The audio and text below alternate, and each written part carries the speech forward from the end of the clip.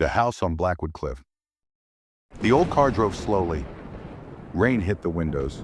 David gripped the wheel. Next to him, Emily looked out. Their two children, Lily and Tom, were quiet in the back. They were going to a new place. An old house. "Are we there yet?" Tom asked. He was 7. "Almost, buddy," David said. His voice was tired. The house was far away. It was on a tall cliff, by the sea. David's uncle had owned it. Now the uncle was gone. The house was theirs. They came to clean it, then sell it. The car stopped. A big dark house stood before them. It looked old and sad. Its windows were like dark eyes. The wind howled. It sounded like a cry. "It's big," Lily said. She was 13. Her voice was small. They got out. The air was cold. It smelled of salt and old wood. David opened the front door. It made a long, loud creak. Inside it was dark and very cold. "Let's get the bags," Emily said. She tried to sound brave. They walked into the house. Dust lay thick on everything. Old furniture stood like ghosts. The floorboards groaned under their feet. Every sound seemed loud in the quiet house. They picked rooms. Lily and Tom chose rooms next to each other upstairs. David and Emily took a room downstairs. They started to unpack. That first night, the rain came down hard. The wind screamed outside. It rattled the windows. David tried to light a fire. The wood was damp. Smoke filled the room. "I don't like this house," Tom said. He pulled his blanket tight. "It's just old, honey," Emily said. But she felt uneasy too. Later in bed, David and Emily heard it. A soft sound, like a whisper. It came from the walls, or maybe from the floor. It was too soft to understand. "Did you hear that?" Emily asked. David listened. "Just the wind, Em. This old place makes noises." But he held her hand tighter. The next day they started to clean. They opened curtains. Light came in. The house still felt dark and cold, even with the sun.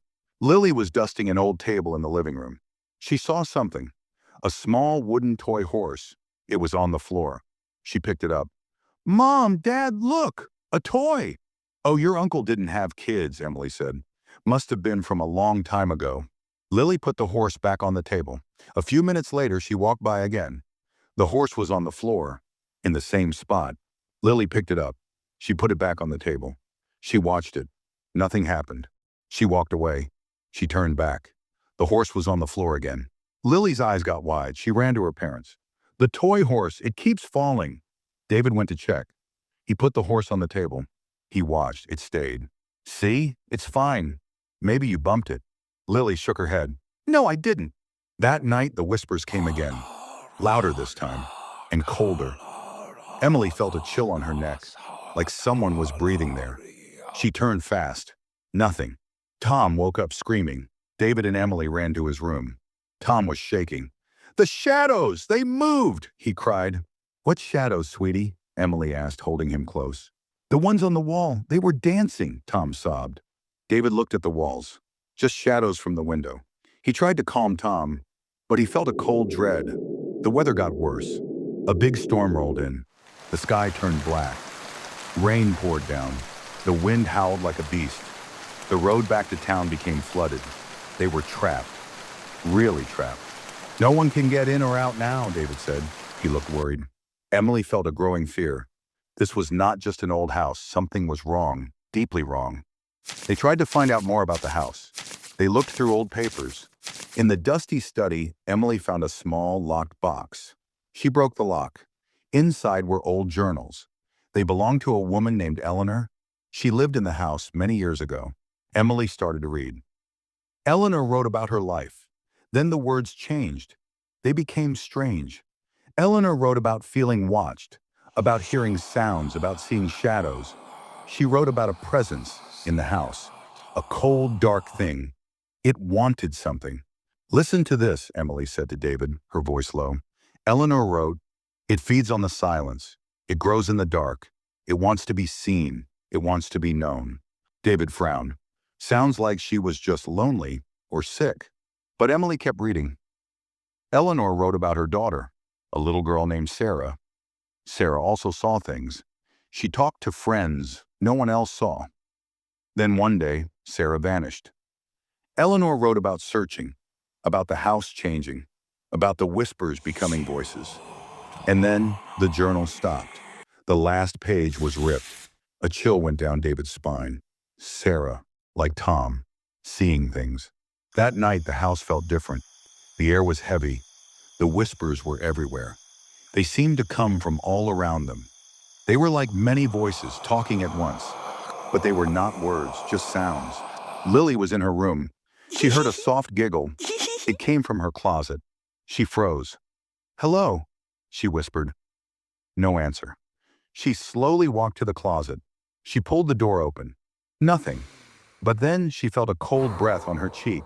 She screamed. David and Emily ran to her. Lily was crying. "Something was in there. I felt it." David checked the closet. It was empty. He tried to tell her it was just her imagination, but his hands were shaking. The next day, Tom was playing with his toy cars in the hall. He stopped. He looked at a closed door. It was the door to the old cellar. It was always locked.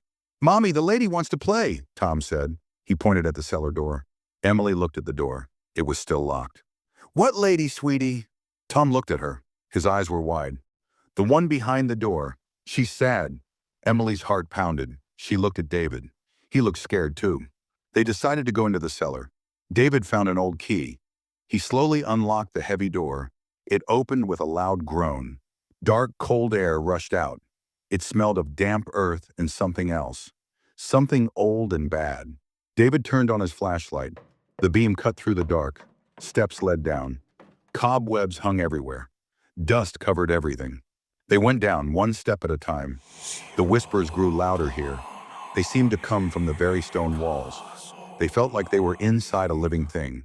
At the bottom, the cellar was big, full of old boxes and a small, dark room in the corner. Its door was made of thick, dark wood. It had heavy chains and a very old, rusty lock. "Why is this room locked like this?" Emily whispered. David tried the lock. It was stuck. He pulled hard. It broke with a loud snap. The chains fell to the floor. The air from the small room was colder, and the smell was stronger, a smell of decay and something sweet. Too sweet. David pushed the door open. His flashlight beam went inside. The room was empty, just dirt floor, and in the middle, a small old wooden box. It was covered in dust, and on its lid the same spiral symbol Lily saw on the toy horse. As David reached for the box, the whispers in the cellar became a roar. The ground shook. Dust fell from the ceiling. A cold wind blew through the room. It was not from outside. It was from inside the house. The light from David's flashlight flickered. It went out. They were in total darkness. The roar filled their ears. The whispers were now screams. Screams of pain and anger. Emily grabbed David's arm. "What is it?" she cried. Then they heard it. A new sound. A wet, dragging sound. Coming from the dark room. Something was moving. Something big. David fumbled for his phone. He turned on its light. The small beam showed the room. The wooden box was open, and from it, a dark, shadowy form was rising. It was tall, thin. It had no clear shape, just a dark cloud, with 2 points of red light, like eyes. The shadow moved fast. It flowed out of the room.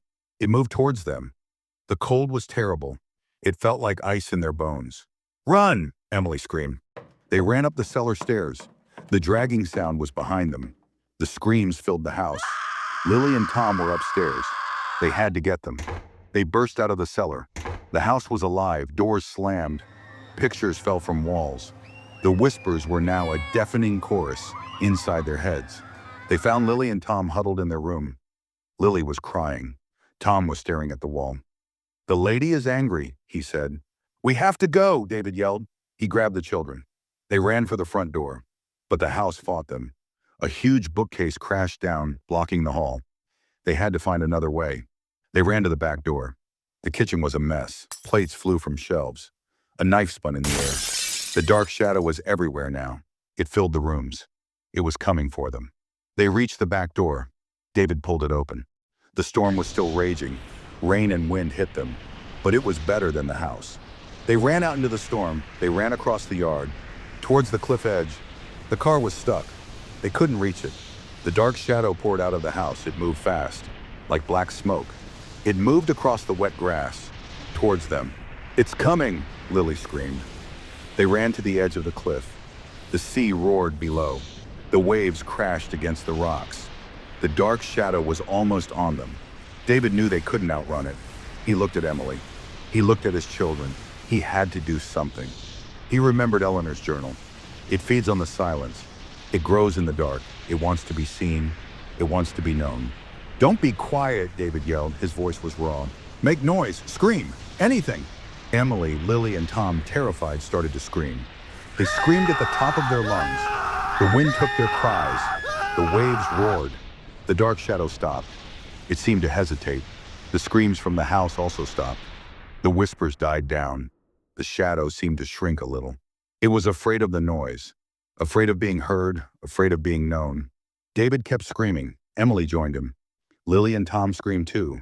They screamed at the dark shape. They screamed at the house. They screamed at the storm. The shadow pulled back, slowly, like smoke going into a crack. It flowed back towards the house. It went back inside.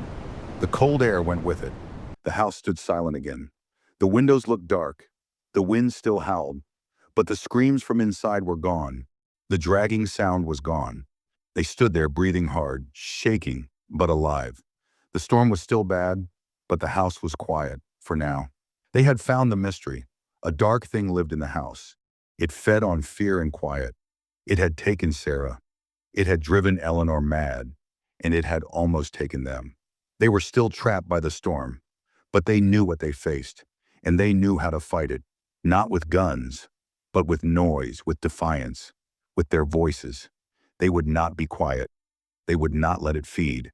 They would scream until the sun came up, and then they would find a way to leave this place, this house on Blackwood Cliff, forever.